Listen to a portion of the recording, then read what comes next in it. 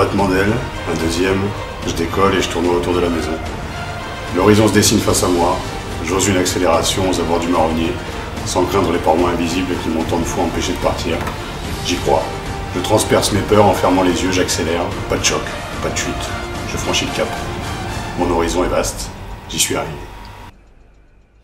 Bonjour Raphaël. Salut. Enchanté. Pareil, ouais. Merci beaucoup d'avoir accepté cette invitation pour participer au CAP. J'ai lu ton livre avec beaucoup d'enthousiasme, beaucoup d'intérêt. Et aujourd'hui, j'aimerais qu'on revienne un petit peu sur ta carrière, bien sûr, mais surtout l'après-carrière, l'écriture de ce livre. Et aujourd'hui, 10 ans plus tard, ce que tu es devenu. Avec plaisir. Écoute, je donnerai ce que j'ai pu donner dans le livre. Il y a eu beaucoup d'évolution depuis 10 ans. Donc, chaud et prêt, ouais. C'est cool. Alors, pour mettre un peu dans le contexte, tu as été une superstar au Stade Français à partir de ta vingtaine. Tu as joué pendant à peu près 5 ans.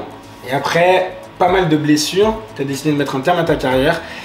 Après, tu as commencé à faire un petit peu de théâtre. Et la fin du livre, tu fais un vide-grenier pour vendre tes affaires et gagner un petit peu de sous parce que tu es au RSA. Et l'après, c'est toi qui vas nous le raconter un peu. Ouais, j'ai eu cette année assez merveilleuse en fait au Stade Français, débarquant de Picardie, comme tu l'as dit, pas mal de pépins physiques qui m'ont amené à être plus titulaire en troisième mi-temps que sur les deux premières. Donc il a fallu se remettre en question et à ce moment-là je me suis pas mal cherché, j'ai fait un peu de théâtre et un peu de cinéma. Théâtre, j'ai fait une pièce de théâtre avec Isabelle Adjani où j'ai joué le rôle d'un apprenti bourreau muet en 1100 en Écosse. En fait, l'apprenti bourreau titulaire s'est fait bouffer par les loups, donc moi je suis le remplaçant, mais c'est un peu l'histoire de ma vie aussi dans le rugby. Et puis après je pars sur un tournage en Afrique du Sud où j'ai failli me faire bouffer le cul par un guépard, donc j'ai décidé de mettre un terme à ma carrière de comédien. J'étais plus en quête de lumière qu'un véritable talent.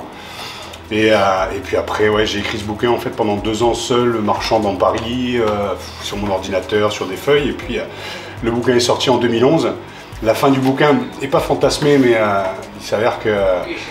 il y a cette espèce d'envol en fait sur ce dernier chapitre en fait, mais qui était plus théorisé et fantasmé que véritablement vécu en fait. L'envol, je l'ai pris il y a quelques années, voire quelques mois en fait. Donc sur les 10 dernières années, c'est passé quand même beaucoup de choses. J'ai fait un burn-out, j'ai fini à l'HP, bon j'y suis resté 5 minutes. Hein. J'ai vu 2 mecs parler une poubelle, j'ai dit je suis pas fou, j'ai su vraiment me remettre en question et puis... aujourd'hui, je suis papa de 2 petits garçons. D'accord. Je viens de partir de... Ouais, merci. Je viens de partir de Paris. En fait, j'habite maintenant dans le sud de la France. D'accord. Ma femme avait quand même fait un gros effort de revenir sur Paris, donc c'est à moi maintenant de le faire. Et puis des beaux projets aussi qui arrivent, donc un espèce d'envol qui est vraiment conscientisé aujourd'hui, à la différence de la fin de ce bouquin, quoi. D'accord. Et ça avait été quoi le déclic pour écrire ce bouquin exactement pendant ces 2 années à Paris? Il n'y a pas eu de déclic, je suis tombé, comme tu l'as dit, je suis tombé au RSA, mais j'avais besoin de comprendre en fait quand ma carrière s'arrête, c'est quand une carrière s'arrête, c'est très compliqué pour les sportifs et les sportifs, il y a des addictions qui peuvent arriver.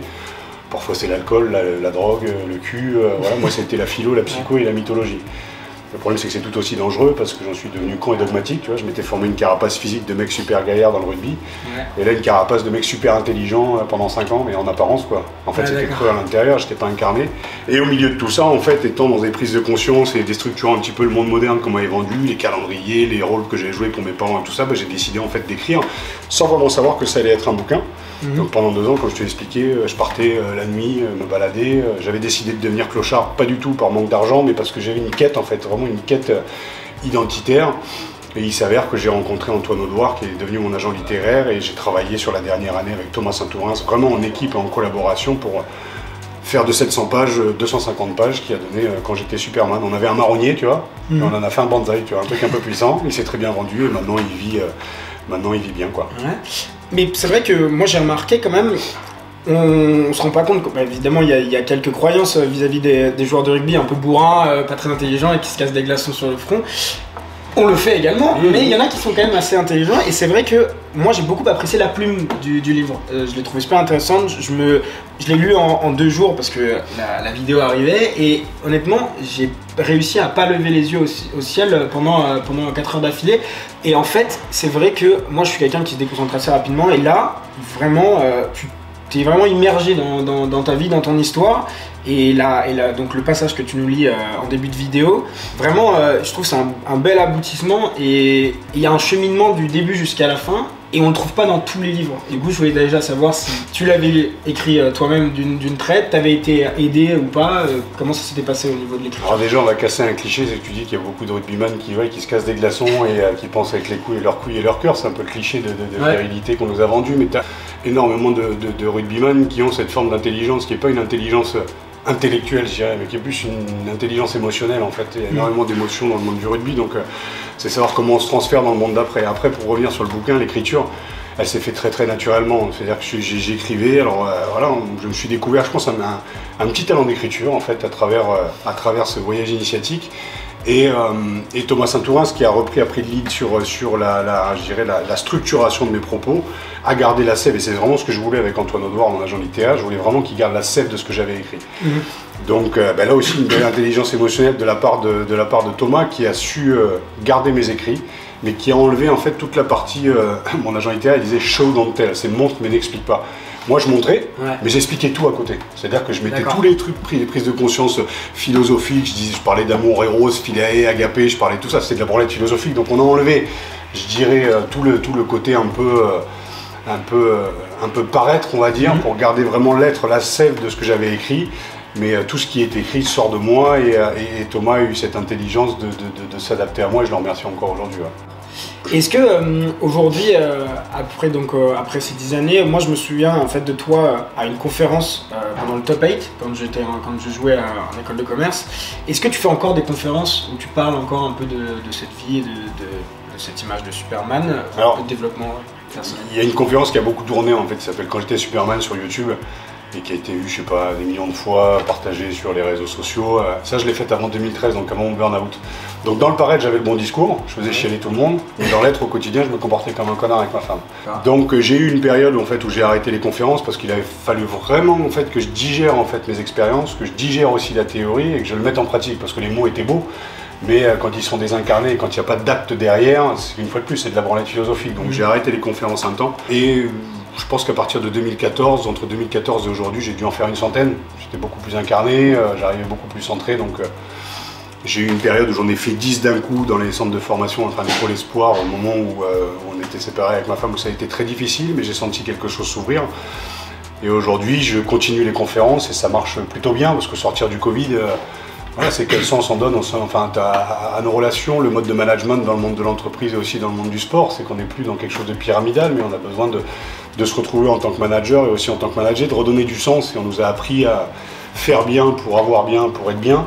Moi, je pars du principe qu'il faut être bien ensemble pour faire bien, pour avoir bien. Donc, et ça à travers un storytelling et à travers un voyage initiatique que je propose en conférence. Donc je suis toujours conférencier aujourd'hui, je bosse sur Eurosport et d'ailleurs on va y aller. Et voilà, et puis j'ai des bons projets qui arrivent derrière, mais le métier de conférencier, oui, marche plutôt bien en ce moment et je me décale un petit peu de ce qui se fait, je dirais, normalement dans le monde de l'entreprise. C'est vraiment, je pars de mes expériences, sans vouloir être donneur de leçons, mais je dis voilà ce que j'ai vécu, ça vous parle, si ça vous parle, voilà, on ouvre un débat, et puis on échange sur peut-être une autre manière de fonctionner individuellement et collectivement, donc ça marche plutôt bien, c'est cool. Bonne nouvelle. Ouais, c'est top. Et c'est vrai que, dis-moi si je me trompe, mais j'ai l'impression que tu as été l'un des premiers à avoir parlé un peu de ces soucis-là dans le sport de haut niveau et le sport professionnel. Et tu es un peu un des précurseurs en fait, de ce mouvement un peu de compréhension de l'humain derrière la machine sportive. Est-ce que aujourd'hui tu as donné un peu des envies en fait, à d'autres joueurs de s'exprimer, tu penses, par rapport à ces sujets? Est-ce que tu penses avoir eu un vrai impact par rapport à ça? Il y a 10 ans, quand le bouquin est sorti, je voulais faire vraiment de la prévention, mais le monde du rugby qui a peut-être eu un petit peu peur, le côté un peu lanceur d'alerte, où voilà, on m'a dit que je voulais bouffer sur le dos du rugby et que j'avais 10 ans d'avance. Et j'ai trouvé ça un peu délicat et peut-être que je dégageais une colère en fait à ce moment-là parce que j'ai peut-être pas tout digéré. Aujourd'hui je suis centré et je remarque en fait que et à travers le bouquin et à travers la vidéo quand j'étais Superman dont je parlais, et puis aussi je pense que le déclic de mes projets aujourd'hui, je pense que c'est le décès de Christophe Dominici l'année dernière, où en fait on met 3 tweets, on rend hommage et on passe à autre chose, c'est the show must go on. Hein. Et donc j'ai repris un peu tous les projets que j'avais et j'ai décidé de monter une association et j'arrêterai là d'en parler, mais j'ai fait un podcast donc, justement sur Eurosport, hommage à Christophe, et qui a été écouté 4 ou 5 millions de fois, quoi. Malheureusement. Malheureusement, il a été écouté autant de fois avec plein de témoignages d'ailleurs super hommage, ouais, très bien. Mais qu'est-ce qu'on fait derrière? Donc le côté lanceur d'alerte, ok, il y a 10 ans. Aujourd'hui, on commence à parler justement des problèmes psychologiques et dans le sport et sur l'après. Christophe Dominici, pour moi, c'est une caricature de toutes les problématiques en fait, qu'on peut rencontrer sur l'après-carrière, où on place notre ego, où on place notre corps, qu'est-ce qu'on fait de nos émotions, qu'est-ce qu'on fait de ce fameux mental de guerrier qu'on a dans le rugby, et en termes de spiritualité, c'est qui croit en nous et en quoi on croit, c'est-à-dire comment on se transfère dans le monde normal d'après quand on a touché 5, 10, 15, 20 000 balles par mois, et du jour au lendemain tu peux te retrouver au chômage, et tu peux toucher le RSA, et tu sais plus qui tu es véritablement. En plus à un âge à 35 ans où, je dirais, ta génération est en pleine ascension sociale. Ouais, toi, on me demande, moi j'étais à la retraite en même temps que mon père. Donc tout ça que je mets à plat en fait à travers les histoires que je raconte, plus pour humaniser le sportif et la sportive, et dire voilà ce que l'on vit, voilà nos compétences dans le monde d'après aussi, mais de créer, je dirais, un pont plutôt qu'un gouffre. À partir du moment où la dépression elle est partagée, parce que le principe de dépression est bon, quand tu es constamment sous pression depuis tout petit ou depuis toute petite, à prouver à tes parents, à prouver à tes professeurs, à prouver à tes managers, à prouver au monde entier, le calendrier, cette espèce d'idéal masculin de virilité, dépression, c'est le moment où tu lâches la pression, le moment où tu commences à comprendre un peu les rôles que tu as joués pour tout le monde et le rôle que toi tu veux jouer véritablement. Donc c'est tout ce voyage en fait que moi je propose, et force est de constater qu'à travers les chiffres de la vidéo, du podcast, du bouquin, en fait je me sens au bon endroit parce que j'ai eu beaucoup de témoignages en fait de sportives et sportifs qui se disent ouais ça fait du bien d'entendre un autre son de cloche et on a le droit à la vulnérabilité, on a le droit à l'échec entre guillemets. Et c'est très français de dire qu'on n'a pas le droit à l'échec. Or l'échec te permet de te construire. Un enfant qui apprend à marcher, on lui apprend à marcher, puis après ça devient naturel. Mais de franchir ce cap de l'adolescent vers le monde adulte, responsable, citoyen, ça demande un retour à soi, de retourner un peu le miroir, de voir la part de connard qu'on a en nous, la part de bon mec qu'on a en nous, et de se construire, qu'on soit introverti, extraverti, homo, hétéro, enfin voilà, et comment on se construit aujourd'hui. Et notre génération, je pense qu'elle a cette responsabilité de ne pas fonctionner comme le monde d'avant. Donc c'est cette révolution en fait que je propose, c'est plus une révolution individuelle pour le bien du collectif, quoi. Mais c'est un voyage et ça demande du temps, et voilà, moi je me suis séparé de la notion de temps parce qu'en fait on a le temps. Et j'avais écrit d'ailleurs dans One Man Show pour conclure, je cours après le temps qui passe, le temps qui soi-disant me manque, il faut que je prenne le temps de voir le temps passer mais j'ai pas le temps. En fait le temps tu l'as. C'est vrai que dans nos sociétés, le temps on le voit plus passer qu'on l'utilise à bon escient. Et ma question c'est après quoi on court. On court après l'extérieur, on court pour se remplir de l'extérieur, on le voit avec les réseaux sociaux, on le voit avec la notion de plaisir, on court à l'extérieur, mais en fait, les religions, la mythologie, la philosophie t'apprend à t'aimer toi-même, quoi, pour ce que tu es avec tes forces et tes failles, quoi. Mais il faut reconnaître aussi ses failles, sinon tu n'es que dans la lumière, quoi. Mais il faut aller gratter un peu dans l'ombre pour voir une fois de plus. Quand je parle de connard, c'est les attitudes à la con qu'on peut avoir, hommes et femmes, hein, chacun doit prendre sa part, quoi. Ouais, bien sûr. Mais moi, il y a quelque chose qui me touchait dans ce livre, et vraiment où je me voyais un peu, c'est cette notion de maturité. Et tu parles beaucoup de grandir, il faut grandir, j'ai grandi, et plusieurs fois dans le livre, en fait, tu as des paliers un peu, où tu as un peu plus grandi. Et moi, la question que je vais te poser, c'est est-ce qu'on a vraiment besoin de grandir pour être heureux, pour évoluer? Enfin, ça me paraît logique, on ne peut pas rester en mode adolescent. Je vais faire le parallèle avec ce que j'avais appris en philo sur les formes d'amour. Tu as l'amour éros, c'est la passion, la destruction, c'est l'amour adolescent. Tu as l'amour fidé, c'est l'amour de soi et l'amour de l'autre dans sa différence. Mais pour aimer l'autre dans sa différence, il faut déjà s'aimer soi-même. Donc ça demande une évolution, une prise de conscience. Et puis tu as l'amour agapé. L'amour agapé, c'est tu donnes sans rien attendre en retour. Ça, en général, tu le connais dans l'orgasme quand tu es bourré. Tu vois ? Et bien en fait, il faut naviguer dans ces trois-là. Donc ça veut dire de comprendre qu'on peut s'aimer différemment, de comprendre qu'on peut évoluer différemment. Mais bien sûr qu'on évolue. Il n'y a rien de pire de quelqu'un qui me dit « Ah ben moi je suis comme ça ». Ou il n'y a rien de pire en fait dans les réseaux sociaux de dire « Ah ben t'as vu comme il est celui-là ». On pose à l'extérieur parce que ça te permet justement de ne pas se regarder en face. Ah bah oui, t'as vu comme il est, et puis on attend que Macron nous sauve tous les 5 ans, on attend que le manager nous sauve, on attend de sauver le monde, mais qui nous sauve nous-mêmes? Donc ce retour à soi, il est nécessaire pour pouvoir évoluer et avancer, quoi, pour pouvoir grandir, quoi. C'est tout ce que j'ai pu apprendre des livres m'a permis de devenir ce que je suis. Donc heureusement que j'ai eu ces livres, heureusement que j'ai eu des rencontres comme Anne-Marie Lenormand qui m'a fait découvrir le rugby, Madame Van Arselaar en 94 qui me fait découvrir le théâtre, ce manager en 2001 qui me fait confiance, John Connolly, même Fabien Galtier aussi, avec qui j'étais en conflit, qui m'a fait aussi évoluer. Mais comme tous ces Merlins enchanteurs dans la lumière et aussi dans l'ombre m'ont fait évoluer, ben pourquoi pas à 41 ans aujourd'hui être un peu Merlin enchanteur et puis d'aller, la transmission. Tu vois, c'est ce que tu fais d'ailleurs dans tes vidéos, c'est la transmission à travers des parcours qui peuvent inspirer en fait les gens à fonctionner différemment. La transmission, c'est la base de la vie, quoi. Moi, j'ai 2 enfants aujourd'hui, je vais pas leur transmettre toute l'éducation que j'ai eue dans les années 80, parce que le monde n'est plus le même, donc il faut que je m'adapte, il faut que je comprenne le monde dans lequel je vis, il faut que je prenne ma part pour pouvoir prendre du temps avec eux aussi. C'est très difficile, mais pourtant me mettre au niveau de mon fils de 6 ans et me mettre au niveau de mon fils de 3 ans, quoi. Ça veut dire ne pas arriver en disant il faut faire comme ça, il faut se dépêcher. J'ai un exemple à te donner, c'est que quand j'habitais à Paris, et j'y suis plus maintenant, en fait on se levait à 7h30 et puis j'emmenais mon fils à 8h30 à l'école. Et puis à 8h20 on traverse le parc, j'étais à 200 mètres de l'école. Et mon fils il me dit on fait un peu de trampoline, un peu de machin. Je dis non, il faut absolument aller à l'école et tout. Il avait 5 minutes d'avance et moi je faisais du sport 1 heure plus tard. Qu'est-ce qui m'empêche en fait juste de prendre 5 minutes avec mon fils qui a juste envie de faire 2-3 minutes de trampoline, et ben tu passes du temps avec lui, tu lui souris et puis il est content d'aller à l'école. Mais cette notion de stress, de dire putain mais après quoi on court, tu vois, c'est un exemple, mais c'est l'exemple de putain et la chose d'après et la chose d'après en fait. On est constamment, et j'avais appris ça en philo, dans la nostalgie du passé, donc de l'enfance et de l'adolescence qui est une forme d'inconscience, et la peur de l'avenir qui est la peur de la mort. Donc on court après ça. Et rien, qu'est-ce qui t'empêche en fait de vivre l'instant présent? Profiter du présent. Ouais, mais c'est ça en fait, la notion de présent, c'est la notion de temps. Donc quand tu es bien avec toi-même, tu cours beaucoup moins, quoi. Tu t'essouffles moins. Et maintenant que tu n'habites plus à Paris, est-ce que tu ressens un peu toujours cette pression, ou tu as réussi, ou c'est aussi le fait de partir de Paris, de la ville, du stress urbain, que ça t'a aidé, ou ça n'a pas forcément impacté Je suis en train de le vivre parce qu'on est parti de Paris là, au mois de décembre avec ma femme qui avait pris quand même toute mon introspection d'après-carrière aussi dans la tronche, qui a dit il faut y aller, il faut partir, parce qu'on s'était enfermé dans quelque chose qui était devenu vraiment inconfortable, et c'était vital de partir. Et j'ai accepté, et j'y vais, mais j'ai peur.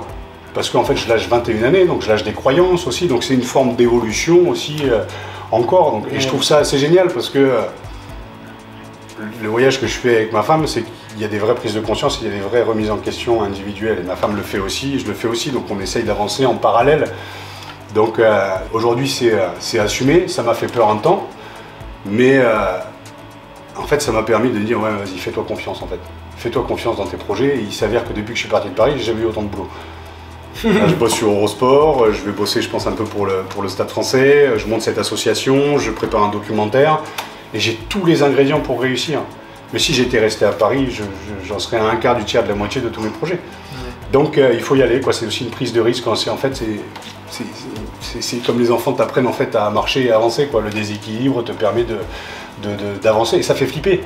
Mais j'ai quand même des bases solide de compréhension de qui je suis pour me dire vas-y fais-toi confiance et ça va aller, quoi. Et pourtant tel que je te parle aujourd'hui, je suis à découvert de 6000 balles et c'est pas grave, parce que je sais que ça va arriver. Pardon. Sauf pour ton banquier. Non, mais en fait mon banquier me fait confiance, je pense qu'il a compris aussi que voilà, c'est pas d'être précurseur, mais l'histoire du bouquin, j'étais à découvert de 20 000 balles quand je l'ai sorti. Ah ouais. J'étais à découvert de 20 000 euros. Ouais. Et en fait j'ai une personne qui m'a aidé, qui m'a permis justement de m'en sortir, parce qu'il a cru en ce bouquin, il a cru en moi, il a cru en mon discours, et il fallait que je sois incarné. Donc, et j'étais au milieu de l'écriture, c'est-à-dire je ne savais pas que j'allais en faire un bouquin.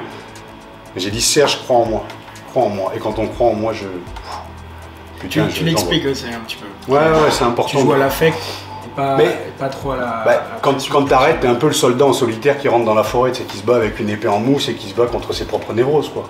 Le problème, c'est que quand l'enfer est partagé, c'est toujours l'autre qui trinque. Il y a un moment où ce retour à soi il est nécessaire, donc dans ce voyage en solitaire, j'ai eu la chance que des gens, hommes et femmes, ont cru en moi et dit on va y aller ensemble. Et moi le mot ensemble, c'est comme dans le rugby, quoi. C'est qu'il y a un moment où tu te transcendes pour le bien du collectif. Là c'était le bouquin, après le collectif, c'est l'équipe que je forme aussi avec ma femme, le projet que je monte c'est le collectif, quoi. Et moi de trouver ma place en fait au milieu de tout ce collectif, sans l'autre je suis rien, mais moi je dois aussi avoir assez confiance pour apporter ma patte. Donc c'est tout ce que j'ai appris de ce voyage, et aujourd'hui je me sens bien, et c'est plutôt cool. Et si je reviens un peu à la base aussi de ce livre, je pense qu'on doit te poser la question régulièrement sur ton interview, mais est-ce que tu as encore parfois des images de ta carrière et des regrets un peu vis-à-vis de ta carrière? Est-ce que tu te vois encore parfois la nuit devant 80 000 personnes? Non, les regrets je les ai nourris parce que j'avais de la colère, j'en ai voulu au système, j'en ai voulu à mes parents, j'en ai voulu à Galtier, j'en ai voulu à Max, j'en ai voulu à ma femme, j'en ai voulu à tout le monde. Parce que c'est toujours plus facile dans les phases de deuil, en fait, de la colère, elle est nécessaire, quoi, pour pouvoir mettre à l'extérieur. Puis à un moment, tu retournes le miroir une fois de plus et tu dis, ouais, je prends ma part.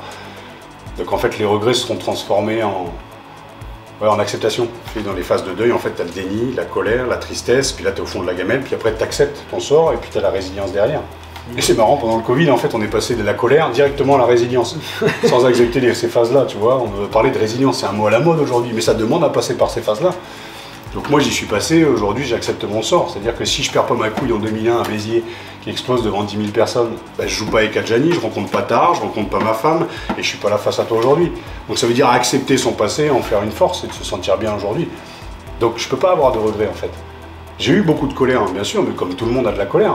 Mais de la colère, il faut arriver à la transformer, sinon tu restes au fond de la gamelle et dans le creux de la vague, quoi. Alors qu'il y a une putain de belle vie aussi à vivre après, quoi. Ok. Mais on voit du coup que même, ouais, tu en parles d'ailleurs, mais la colère que tu as un peu une forme de rage que tu as dans le livre, on sent que tu t'es apaisé un peu depuis ces 10 années, tu penses? Bah, je te dis, au sortir du bouquin en 2011, 2013 burn-out, 2014, voilà, j'ai entamé un autre voyage en fait. Un retour à moi vraiment, véritablement, c'est-à-dire des prises de conscience de tout ce que j'avais théorisé en philo et en psycho. Vas-y, il faut que tu te les appliques, quoi. Sinon, une fois de plus, c'est de la branlette philosophique. Donc ce voyage, je l'ai entamé en 2014, on est en 2022 aujourd'hui. Ça fait 8 ans et je suis passé par des phases où je suis devenu père. J'ai perdu ma mère aussi en 2017, donc là tu n'es plus dans une forme de toute puissance, que tu vois que tu peux perdre les gens que tu aimes aussi. Et puis j'avais aussi perdu un temps ma femme aussi, donc prends conscience justement que en fait, les gens ne t'appartiennent pas. Donc j'ai franchi ce cap-là, Elliot est arrivé en 2019, le Covid est arrivé, donc ça a chamboulé aussi pas mal de plans parce que je devais faire Avignon, où je devais rendre hommage à ma mère et demander ma femme en mariage, ça s'est pas fait. Plus de conférences, plus rien, donc comment tu te révolutionnes aussi à ce moment-là? Donc tu as des phases de colère aussi. Et après, derrière, bah, tu te rends compte en fait que quand tu es bien équilibré, bah, en fait, tu arrives justement je dirais, à t'en sortir, mais tu t'en sors pas seul. Parce que tu te rends compte qu'on a tous vécu de la merde pendant 2 ans. Donc au sortir de tout ça, là, il faut accepter son sort et puis travailler en équipe en fait. C'est-à-dire que seul, on veut tous s'en sortir seul, on se dit tous qu'aujourd'hui, oh, bah, le boulot ça sert à rien, vas-y, on a tous parti de Paris, on s'est tous regroupés un peu en famille. Et puis à un moment, quand on en sort, on se dit mais quel sens on donne à tout ça, quoi. Je vois que dans ton livre, et même aujourd'hui, tu rends beaucoup hommage à ton entourage, aux gens que tu as rencontrés, aux rencontres que tu as faites. Et moi j'aime beaucoup les citations, et il y en a une de Jean-Pierre Rive que tout le monde connaît, je pense, dans le monde du rugby. C'est que le rugby, c'est un sport de ballon avec des copains autour, et quand il n'y a plus le ballon, il reste les copains. Qu'est-ce que tu penses de cette phrase? Bah, je veux dire, depuis tout petit, tu rencontres des hommes, des jeunes hommes, tu vois, des enfants en fait, qui deviennent tes frères en fait, au fur et à mesure. Il y a la notion de combat aussi dans le rugby. Moi j'ai la chance d'avoir mes amis, je les compte sur les doigts de 2 mains et 2 pieds en fait, parce que ça part de Luc avec qui j'ai commencé le rugby, après ça se transfère sur tous les mecs que j'ai rencontrés à Beauvais. Ce groupe Réchelle en fait, où on est des frères à la vie à la mort, parce qu'on a gagné un titre absolument hallucinant, avant que l'enjeu dépasse le jeu, tu vois, avant que l'enjeu de la gloire, de la carrière et tout ça, mais on était dans le jeu et on a gagné. Et puis après derrière, tous les hommes que j'ai pu rencontrer, ça te construit en fait, ça te construit. Et comme le disait Pierre Rabadan, avec qui je suis très ami, gros Saint-Pierre, il disait il faut se créer des souvenirs aussi après, c'est-à-dire que quand ça s'arrête, chacun part sur son chemin et qu'il faut se créer des souvenirs et le temps passe, il faut s'en créer, sinon on est dans la nostalgie. Et c'est Jean-Pierre Rive qui m'avait dit, il faut faire attention parce que de ce sport, quand on sort, tu passes de la nostalgie à la mélancolie. Et la mélancolie, elle est dangereuse parce que tu es dans les regrets, parce que tu es dans cette nostalgie du temps d'avant. Mais il faut continuer à se créer des souvenirs aussi, il faut se forcer aussi à sortir un petit peu de ce confort dans lequel on peut être aussi juste famille. Voilà, les amis sont importants aussi pour te construire, pour te mettre aussi face à ta réalité. Par des échanges, donc j'aimerais te citer, je t'ai cité Luc, Eugénie, Salim, Rodolphe, Toffer, Pierre, Norbert, et puis tous ces mecs à travers le rugby, les Thomas Lombard, les Christophe Dominici, tous ces mecs-là en fait qui te construisent en tant qu'homme. C'est toutes ces personnes que j'ai pu rencontrer qui m'ont permis de devenir ce que je suis. Et cette fraternité, je suis d'accord avec Jean-Pierre, hein, cette fraternité, elle est essentielle. On ne voit qu'à travers le ballon et à travers le trophée qu'on va gagner à la fin. Mais en fait, ce qui est intéressant, c'est le voyage que tu fais en fait avec ces mecs-là. C'est toute une saison en fait où quand ça s'arrête, tu vas te souvenir du croche-patte à l'entraînement, tu vas te souvenir des 8 couvercles de yaourt que tu as collés sur le dos de ton pote le midi et qui va s'entraîner toute l'après-midi avec les 8 couvercles. C'est con, c'est un détail. C'est les glaçons, c'est ces jeux de glaçons un peu à la con, mais qui te forment en tant que groupe et aussi en tant qu'équipe, qui te permet après, derrière, sur cette remise en question, d'avoir ce supplément d'âme qui te permet de te transcender pour gagner des titres. Moi, j'ai pas eu la chance de vivre les finales, mais j'étais à la fois acteur et spectateur d'un théâtre de vie hallucinant. Parce que j'ai vu des hommes qui se transcendaient sur le terrain pour le bien du collectif. Puis tu avais Max Gozzini en capitaine d'équipe qui disait en début d'année on va être champion de France, champion d'Europe. Les objectifs sont fixés et puis après c'est tout ce voyage. Quand tu es en play-down, aux portes des play-down et que tu as un Christophe Dominici à 7 h du matin qui se lève dans un bar et qui dit on est en autogestion les gars, si on continue on est au fond de la gamelle, on va être champion de France. On était champion de France en 2000 en autogestion. Et c'est des mecs comme ça qu'en fait qui te transcendent. Et c'est ça qui inspire en fait aujourd'hui. C'est ça qui peut nous inspirer à fonctionner différemment. Et c'est ça que le rugby peut apporter aussi à la société, cette notion de soutien, cette notion de fraternité, partir vulgairement à la guerre ensemble, quoi. C'est une notion de combat où tu t'oublies un peu pour le bien du collectif. Et quand ça s'arrête, tu es un peu un vieux soldat qui se retrouve avec ses 6 opérations en 7 ans de rugby pro. Et voilà, donc après, c'est comment tu te reconstruis sur l'après. Tu te reconstruis aussi avec le regard de tes amis qui sont là au soutien quand ça va pas. Et quand tu vas bien, c'est à toi de les soutenir aussi. On a cette chance en amitié de se soutenir quand on sent qu'il y en a un qui va pas bien. On crée des groupes WhatsApp, on dit ah ouais tiens lui il va pas bien. Alors mes potes on a créé beaucoup sur moi sur les 10 dernières années. Mais maintenant que je vais bien aussi, c'est de se dire ah ouais peut-être qu'il y en a un qui est en train de partir en sucette et il faut être au soutien. C'est con mais c'est ça qui nous inspire aussi à vivre nos vies d'hommes aujourd'hui quoi. Merci beaucoup pour ton témoignage. Quel est l'avenir un peu pour toi là sur tes différents projets? Donc, je remonte un peu ton livre Quand j'étais Superman, que j'ai lu avec beaucoup d'intérêt. Et c'est quoi la suite?